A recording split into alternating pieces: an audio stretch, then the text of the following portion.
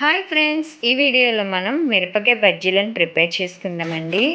ఈ వర్షాకాలంలో వేడి వేడిగా ఈవినింగ్ స్నాక్స్ కింద తినడానికి చాలా రుచిగా ఉంటాయి. మిరపకాయ బజ్జీలు చాలా టేస్ట్గా రావాలంటే ముందుగా మనం బజ్జీ మిరపకాయని కొని తెచ్చుకోవాలండి. వాటిని ఇలా శుభ్రం చేసి పొడవుగా చీల్చుకోవాలి. పొడవుగా చీల్చుకుని వీటిని పక్కన పెట్టుకుందామండి. ఇప్పుడు ఇందులో స్టఫ్కి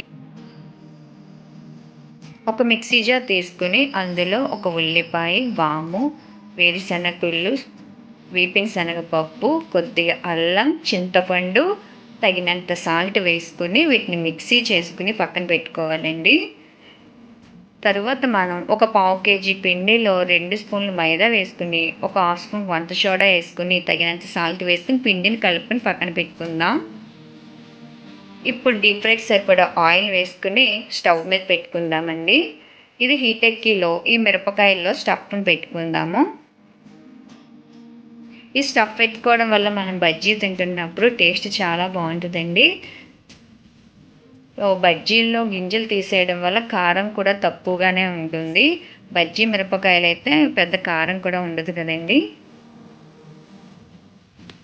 ఇలా అన్ని మిరపకాయల్లో స్టఫ్ని పెట్టేసుకుని వీటన్నిటిని పక్కన పెట్టుకుందాము.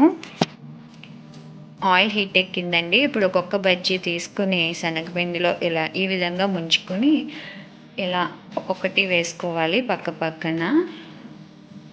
ఇవి బాగా వేయించుకోవాలండి. కొంచెం ఫస్ట్ ఒక సిమ్లో పెట్టుకొని అప్పుడు మీడియంలో పెట్టుకొని వేయించుకోవాలి. ఇలా ఒకదాని తర్వాత ఒకటి బజ్జీలను వేసేసుకోవడమేనండి. ఈ మిరపకాయ బజ్జీలు వేడివేడిగా తింటే చాలా బాగుంటుంది కదండి. సో ఈ వీడియో కనుక మీకు నచ్చితే ప్లీజ్ లైక్ చేయండి, షేర్ చేయండి, సబ్స్క్రైబ్ చేయండి. మీరు కూడా ట్రై చేయండి.